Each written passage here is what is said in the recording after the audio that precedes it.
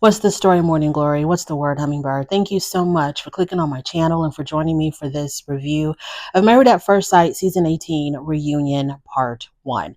So it's hosted by Kevin Frazier. Once again, I do enjoy him hosting the Married at First Sight reunion.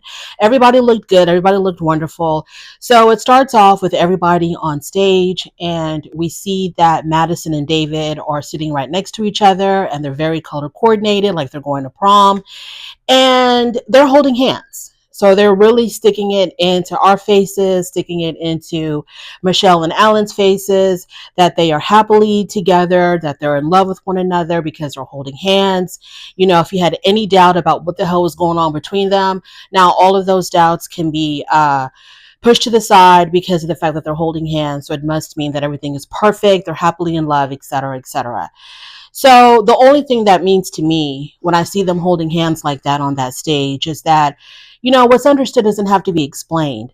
Because, for example, Thomas and Camille, who are actually happily married and have been happily married for a year, they were not doing all of the theatrics and the excessive PDA, but the love that they have for each other radiated from them. You could tell from space, from Mars, that Thomas and Camille are happy together, that they are truly in love with one another. It was very evident, was very obvious without them doing all the theatrics. But David and Madison, probably throughout part one of this reunion, we saw them hold hands and kissy face each other about 1,000 times. They kissed on stage, they kissed backstage, they were holding hands all over the place, really shoving it down our throats that they're together and that they're happy. If you really truly are, there's nothing to prove to anybody. You don't have to prove to the world that y'all are in love. As long as y'all know it between the two of you, that's all that really matters. You know, I felt like it was forced. I felt like it was way, way, way, way overdone. But that's just my personal opinion. Maybe some people feel the need to have to, you know, do all of the PDA and this and that so that nobody gets it twisted that they're together but they're in love. So we find out that Juan and Carla are still friends, which was a little bit surprising to me because when the season ended, Carla had told Juan that she did not come on this show to make friends. She came on this show to find a husband, and that she really didn't foresee them pursuing any kind of a friendship. But they are friends. They call each other. I think they even hang out. So yeah, they're friends. Carla is dating, she's playing the field, and Juan is in a relationship. So we just kind of get the preliminaries of everything while everybody's on stage. Allan is also in a relationship, and they showed us a picture of him and his new girlfriend. Of course, her face was blurred out. Allan tells us that they had actually met on a dating app and were about to get things started, but he got the call from the show that he was casted, and so um, he had to tell her that, you know, I can't really pursue anything with you because I'm about to get married. I'm married at first sight. So he got on the show. We all know how that played out. And now that he's no longer on the show and no longer married to Madison, him and his Tinder match or Hinge match, wherever they met, they're now together. And Allan seemed, throughout this whole reunion, Allan seemed so happy. He seemed so content and calm. It's like all the stuff that happened has been rinsed out of his system. He is over over Madison. He is over David, and he's just at a very peaceful place because he seemed really, really, really much at peace. David and Madison are living together. They are very happy because, you know, they're holding hands and they're kissing each other every 5 minutes. Kevin Frazier asked them, David and Madison, when did things really start to heat up between them? And of course, neither one of these fools can give us a timeline or a specific time frame of when their relationship actually began because they don't want to say that it began as early as it did because they want everybody to believe that they finally realized that they had feelings for each other, that the feelings they had were mutual at the retreat, that's when they realized that, you know, they wanted to be together, was at the retreat. But my suspicion is that it began in Mexico If not as early as the honeymoon, then definitely when they landed back in Chicago. That's when I think their relationship or their affair started. So when Kevin Frazier asked them, when did things start to heat up between them, Madison says in the gym. They always say in the gym. Whenever somebody asks them for a time frame, like when did this begin between the two of you, they always give a location. David does this ad nauseum. Now Madison is doing it because I guess, David told her, hey, whenever they ask when we first got started, just say the gym. They'll be okay with that. But David says he realized that from their honeymoon, there was a connection between them. Allan then says, well, when did you decide to reach out and, covet my wife? When did you decide that you were going to reach out and try to take my wife? And David said that after coming back to Chicago, that's when, he shot his shot when they returned back in Chicago. But for him to do that, he must have realized that because this woman is married to somebody else. So for you to feel like it's time for you to shoot your shot to another man's wife, your friend's wife, she must have been giving you signs. She must have been giving you the green light. And the green light, if it started as soon as them landing in Chicago, then it must have started in Mexico when they were, meeting up at 6 o'clock in the morning to go work out together in Mexico. So Allan talked about how early on him and David were really close and they were always hanging out. They were confiding in one another. They were real friends. And when Allan even says that when Michelle came to me with her suspicions of what was going on, I didn't even want to believe Michelle. And I was defending y'all and standing up for y'all. Like, there's no way that that Madison and David would do that. And I do remember him at the retreat when they were in the kitchen when Michelle was like, hey, I'm connecting all the dots. And this is what I'm getting. I think it's Madison and David. Allan did not want to believe that his two friends and, also his wife, Madison, would do something like this. Like, he didn't think that it was in their character to do this, but boy, was it. They show a clip of Madison at the retreat, and this was an unseen footage. They didn't air this during the season, but it was when Michelle was telling Madison about her suspicions. There was a clip where Madison is giving her confessional and she's talking into the camera and she's saying that whatever's going on between Michelle and David has nothing to do with her. She's wanting to stay out of their mess. She called Michelle immature for speculating that David was texting her. She was saying that, Michelle was just grasping at straws.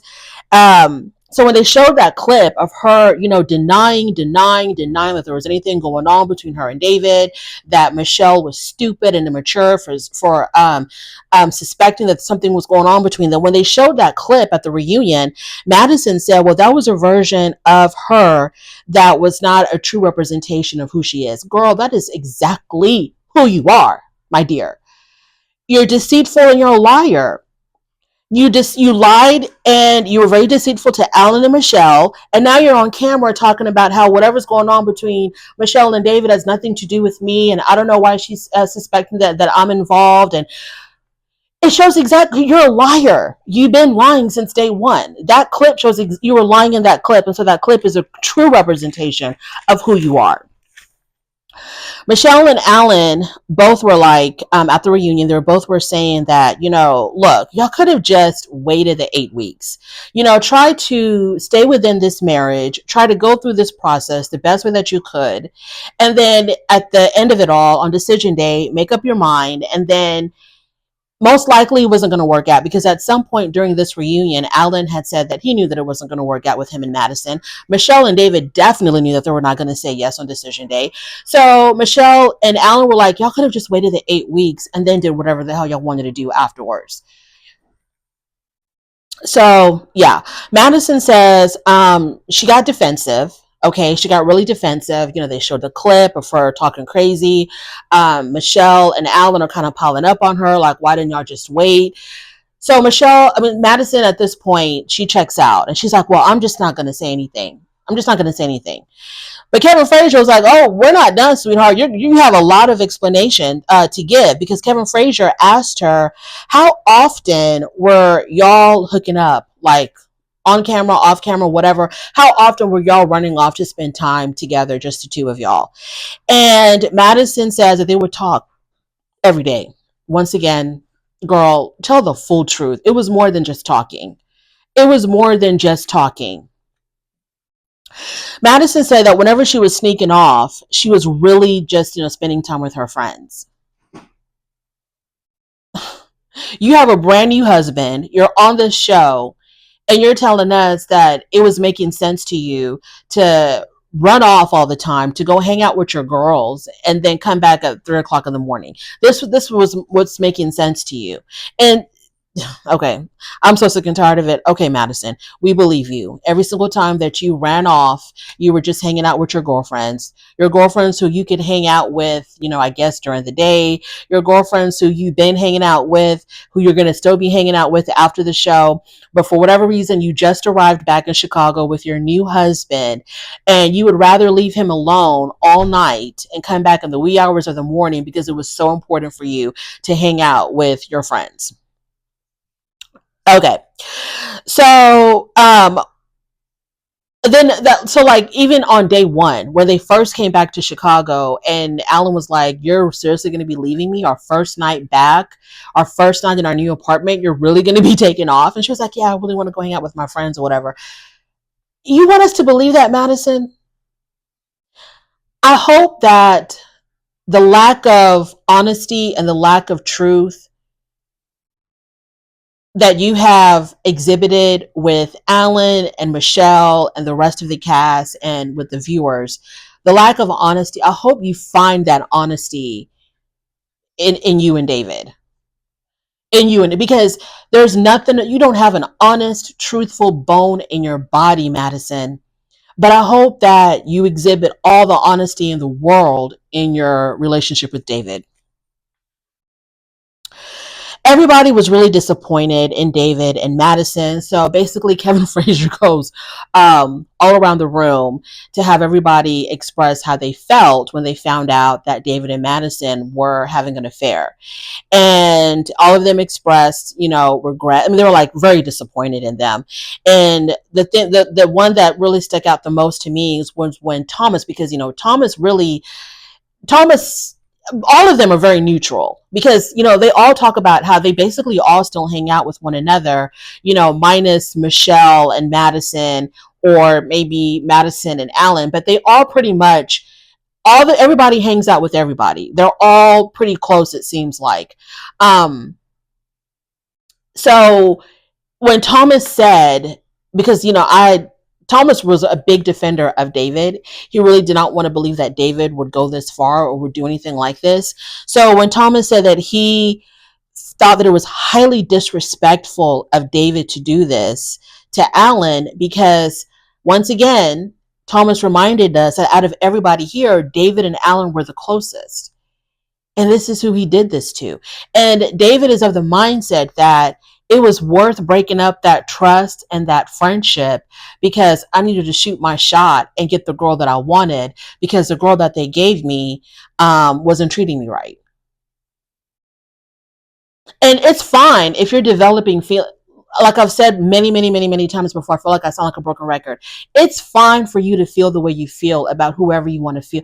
If you are falling in love with Madison and you have this attraction for Madison, that is all too understandable. We get it. We understand. You can't help how you feel. The heart always wants what the heart wants.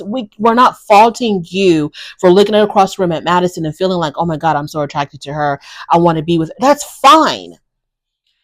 At the end of the day, this is just like a game show, okay? At the end of the day, Married at First Sight is just like a game show. But you should have just been honest with it. You should have just told Allan and Michelle, this is what's going on. This is what I'm feeling. Help a brother out. Like, what should I do? What's going on? What advice can y'all give me? Like, what's really happening here? That's all you had to do. But anyways, I digress. Okay. So Iachi says he clocked it day one. He says he realized all the way back in Mexico, because he would be in the gym with them and he would see the chemistry between David and Madison. Iachi said that he knew that David was sprung for Madison because he was doing cardio, something that he never did. But because, it was a way for him to get closer to Madison, he would be on that treadmill with Madison. So Iachi said he clocked it day one. And Iachi said that he's really happy for them and he wishes them nothing but the best. We know Iachi. David apologized to Allan and Michelle again. Madison and David. So not Ikechi. Imam came out and was like, you know what, I just gotta know. I see both of y'all, referring to David and Madison. I see both of y'all wearing rings. Like, what's tea? What's going on? And so David and Madison say that they both got rings to symbolize their commitment to one another. Like, are we 16 years old or something? What are you talking about? You got promise rings. Why don't you just get engaged?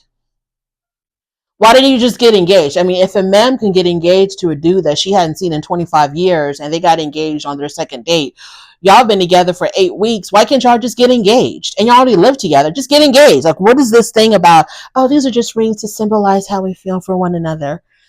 Whatever. Then we have the Camille and Thomas segment. Camille and Thomas are doing great. I think they are probably at the very top, maybe one of the top three or the top five best worked out married couple on Married at First Sight history. Because once Camille got over the whole swag thing, everything fell into place for these two people. They are so cute and adorable together. They fit so well with one another. They just celebrated their 1 year anniversary in London. They laugh about the whole swag thing. I'm glad it's funny now because it wasn't funny then, but I'm glad that they can laugh about the swag thing now. Once again, both Kevin and Thomas were like, hey, being black is not monolithic. There's different ways of being black. It's not just about how you dress, or you have to dress a certain way or talk a certain way. Black people come in all shapes, forms, and sizes and whatever. So they say that they have great conflict resolution. Their families get along. They visit Thomas's mother all the time. Camille and Thomas's mom are even close. So everything between them is beautiful. It's refreshing. And it's really unfortunate that the blossoming and the developing of their marriage was completely overshadowed by the shenanigans of David and Madison. Then they bring out Ikechi and Imam. And Kevin Frazier asked Ikechi, when did things fall apart? Because at the honeymoon, it was bliss. It was wonderful. Y'all were just, two peas in a pod. Everything looked y'all were so happy with one another. And they showed a clip of a video diary that both of them had done together in Mexico, which was never aired, where Ikechi even referenced them being like the it couple of the group, which I never thought Ikechi and Imam were the it couple. I thought Ikechi and Imam from their wedding day, I thought both of them were very performative. And I did see an Imam from the wedding day that she was just so happy to have a husband. Like, she really wasn't connecting with Ikechi on a personal level. It seems like she was just like, he's my, because they were calling each other husband and wife, which I thought was it was diminishing them as individuals. Like, they were like, hey husband, hey wife, good morning husband, good morning wife. And I was just like, okay, y'all are just here for titles and y'all are not really here to, anyways. But I felt like they were very performative from the day of the wedding. But Ikechi said that things went south once they came back from their honeymoon.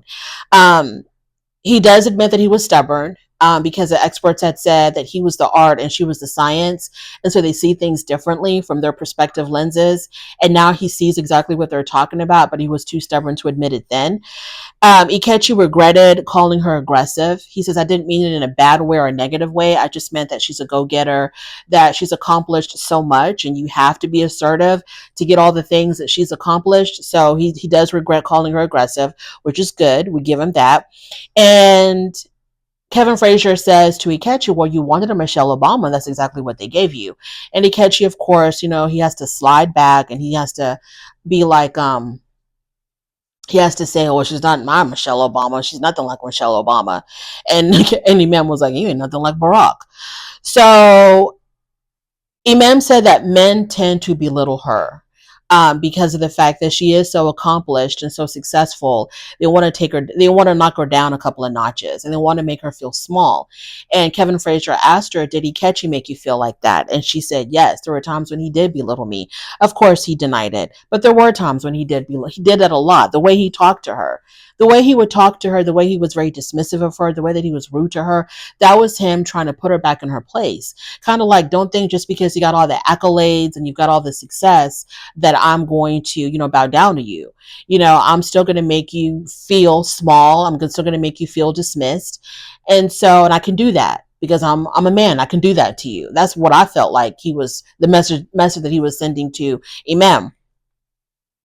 They talked about the whole sexual aggression thing, and from his point of view, he felt like Imam was violating his space and violating his boundaries. They talked about that, and Imam defended herself and said there were times when he would initiate sexual contact between us, and then either one of them said, sometimes they would kind of get things going, and then Ikechi would just be like, stop. Or she would initiate something and he would, ward her off and be like, stop. No, I don't want to do this. And Kevin Frazier, and then, okay, so Imam admitted that, yeah, there were times when he would tell me to stop, and I would stop, but I would want to know why. You see, that's where me and Imam completely differ. Because if I was still out there in the dating world or whatever the hell, and if I initiated something, which I never would do, but if I were to initiate something and then the dude tells me to stop, I would just back off. I'm not going to ask why. I wouldn't do it because I don't want to know. I don't want to know why you're pushing me back, because I have an idea of what it could possibly be. You're just not feeling me. So I'm not going to try to prolong the feeling of rejection by dissecting why you're rejecting me. I'm just going to back off and go about my business. But Imam said that she wanted to know why. And Kevin Frazier pressed Ikechi to give an explanation, and Ikechi basically said, because I just wasn't attracted to her. But I didn't want to tell her that because I didn't want to embarrass her. And it would have been embarrassing. It's not embarrassing that you're not sexually attracted to the woman that they matched you with. It doesn't say anything about a man. It just says that this is not your cup of tea. And that's fine. That's perfectly fine. There's a lot of beautiful people out there who are not going to be everybody's cup of tea. There's nothing embarrassing about that. You're not feeling her, you're not feeling her. No big deal. But I really do believe, you know what? It doesn't matter what I believe. If that's what he says, if that's how he felt, then that's what we have to go with. He just wasn't sexually attracted to her. I was going to say that I think it was probably, he felt intimidated by her. He felt like he can never live up to her expectations. So why even entertain this when he knew that it wasn't even going to work out, because they just were not going to be, they're not equally yoked at all. But if he says it because there was lack of it, then that's what we have to go with. So Imam said, well, you could have told me sooner that you weren't feeling me. And yeah. When he said, well, I didn't want to embarrass you, Imam was like, okay, but you did embarrass me in other ways, which he totally did. We saw how he treated her. We saw how the season played out. There are so many times when he did embarrass her, the way he would talk to her. He would talk down to her. He was very condescending. He talked to her like she was an idiot. He constantly was rolling his eyes at her. He was constantly walking away from her, leaving her. They'll be in the middle of a conversation. He just get up and leave. Whenever they were in a group setting, like the whole divorce paper thing, which I'm surprised they didn't bring that up. When he, maybe they did, but I wasn't paying attention. I don't know. So the whole divorce thing, she's having this wonderful time with her friends, and he comes waltzing in there, all performative with this piece of paper, waving it around, talking about sign these papers, sign this divorce document. It's like you did try to embarrass her so many times. You were calling her sexually aggressive to the group. That could have been a one-on-one conversation, but instead you wanted to, talk about very personal things in front of everybody else, embarrassing her. Whatever. Ikechi to me seemed very subdued at this reunion. It's almost as if he knew, like, it was almost like he, after the show ended, after they were done filming the season, it's like he went back home and he saw all of the backlash. And so he was going to come back to this reunion and adjust his attitude accordingly. Like he knew that the people hated his guts. And he came back to this reunion a little bit different, a little bit more calmer. He wasn't as, he wasn't his normal attention seeking self. So he was a lot more calmer. I wish he could have been more like this during the season. You don't have to love her. You don't have to like her. You don't have to stay married to her, but you do have to be kind and respectful. Then they bring out Madison and Allan. So they talk about her lack of attraction to him. He talked about how, how a man can tell when a woman is not feeling him. He says like he would reach out and put his arm around her waist and she would automatically stiffen up. And so he knew from the get-go, but he felt like she was always dangling that damn carrot in front of him, making him believe that she could work through these feelings, that at some point she can find, or she would find, an attraction towards him. And I think the reason why she was so standoffish with Allan, because she was committed to David. I don't think she wanted to cheat on David with Allan, her own husband. She didn't want to cheat on David with Allan. I think that's the reason why she was constantly creating this distance between her and Allan. And I mean, obviously she's not attracted to him. She's attracted to people like Allan. So, I mean, people like David. So that's what I feel. Because like I said, my theory is they began their affair all the way back in Mexico. And she didn't want it on tape or whatever. Her being affectionate with Allan or getting closer to Allan, because it would have hurt David. Madison wished that the couples did not interact with one another, because in the early days of Married at First Sight, there was no this all living in one building. Everybody lived in separate houses or separate apartments, and they didn't all live in one apartment building and constantly interacting with each other. So Madison was like, I wish that there wasn't all of this interaction, because it got messy. Yeah, it got messy because you were called out for being a liar and a cheater. Everybody was talking about you. Everybody was talking to you about your faults. There was nowhere to hide. There was nowhere to run and nowhere to hide. Everybody knew everything, and it was always a topic of discussion. I can see why you didn't like the group interacting with one another. And Michelle called you out in front of everybody, exposed you and David's sordid affair in front of everybody at the retreat. So it's totally understandable, Madison, that you did not like this whole group dynamic aspect of the show. You wanted to do your cheating in private. You wanted to do your cheating away from prying eyes. You wanted to be able to twist the narrative, because if Michelle wasn't there to expose you in front of everybody, then you could have gone to each individual person and pled your case and try to change the narrative that Michelle was trying to paint about you and David.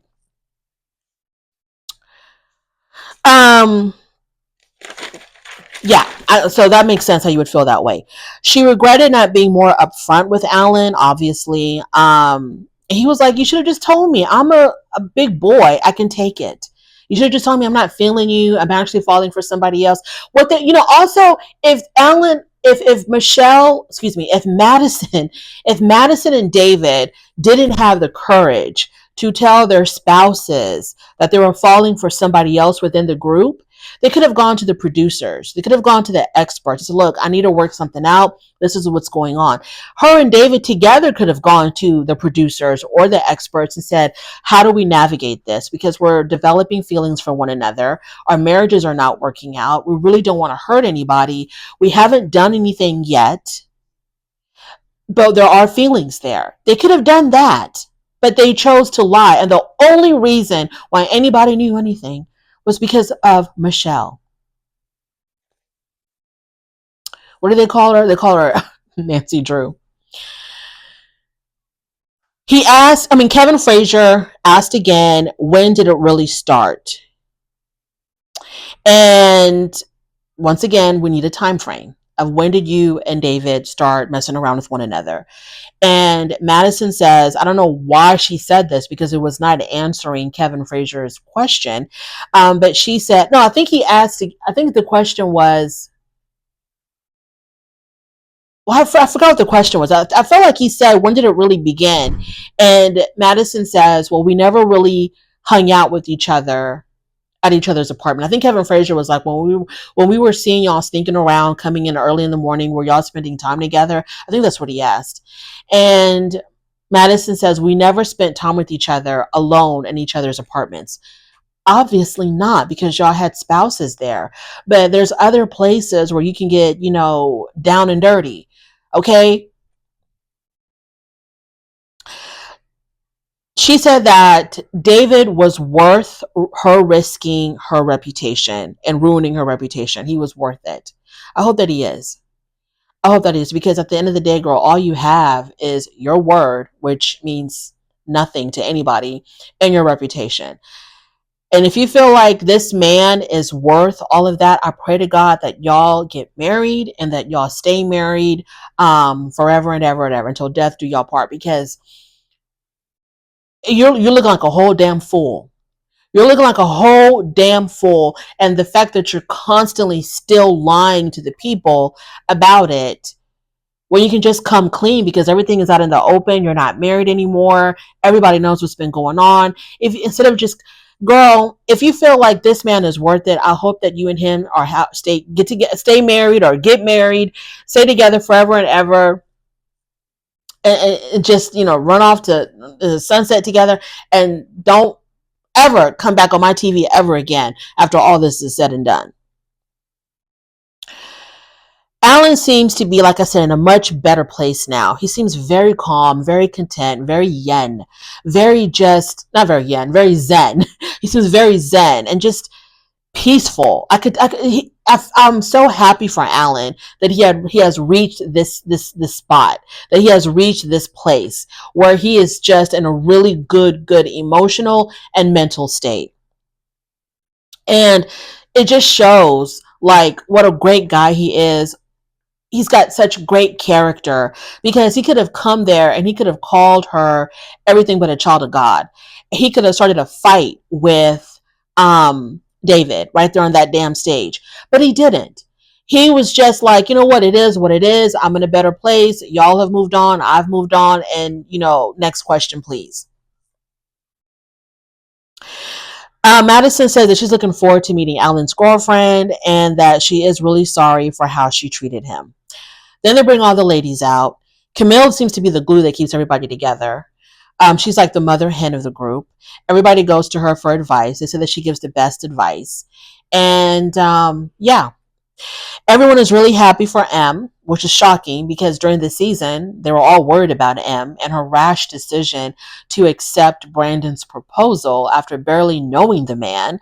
So now everybody's really happy for her. And I guess, she's in such a good place right now. They don't want to bring her down with any type of negativity. And I guess also Brandon is also there. He's yet to be seen, but he is definitely at the reunion. We will see him later, being super duper extra performative. So I guess they don't want to bring her down because she seems to be in a really good place after what she's been through with Iachi. And they're just like, we're happy for you, girl. We support this. It's all good. Carla knew that something was going on between David and Madison the day that she was hanging out. They were all at the club or whatever. And Allan had left, and then Juan had left. Or I don't know how it all went down. But Carla and Madison ended up going to another bar together, just the two of them. David followed them there, most likely because Madison probably invited him. And then she loses her phone when he shows up, and then David disappears, and then Madison disappears. And Carla was like, I felt like something was going on when y'all both just took off to go look for your phone. And Madison was like, I just want to set the record straight that when I went to go look for my phone, David was nowhere near me. Girl, we don't believe you. We don't believe you. Nobody believes anything that's coming out of your damn mouth. Nobody believes you. You and him went off to go be with each other, to go do whatever the hell y'all do when there's no cameras there. So nobody believes you that you just coincidentally, you and him, he shows up at this location that you and Carla go to out of nowhere. That's supposed to be a coincidence. And then your phone goes missing. You go look for it. He also disappears. That's also a coincidence. That's what you want us to believe because you think they were stupid. Michelle still questions the timeline, like when it all began. We're all questioning it, Michelle. All of us are questioning the damn timeline. Then they bring out Michelle and David. So, so then they bring out Michelle and David. So David said that his parents were very disappointed in him. If they have any sense, they would be. It's very embarrassing. Kevin Frazier asked, Michelle, why are you so angry about them being together when you knew that it wasn't going to work out between you and David? And Michelle is like, I want to clarify for the upteenth time that I'm not mad about them being together. I'm just mad about how it all played out and them lying to me. Kevin Frazier pushed David again to specify, when did all of this happen? When did this all begin between you and Madison? And you can tell that the wheels are turning in David's mind, like he's at that point where he's thinking about actually telling the truth. So Kevin Frazier asked him again, were you two already together when you sent that text message, I want to eat you up, to Michelle, but it was meant for Madison? At that point, when you sent that message, were you and Madison already together? And that's where the episode ended. They're asking the questions that we all know the answers to. But I don't know, maybe the producers think it's entertaining to watch David and Madison squirm and lie, but we all know what the truth is. So whether they admit it or not, it really doesn't matter because we know what went down. We know the what's up. We can put two and two together.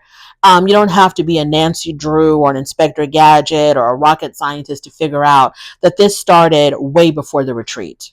Okay, it might be difference of opinions of how much before the retreat, but it was definitely before the damn retreat. I say Mexico. I say it started in Cancun. So that was the little reunion. There is part two coming up. I am not looking forward to it at all because let's just end it. Let's end it. I love Allan.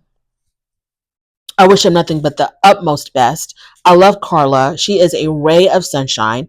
And I love Camille and Thomas's relationship.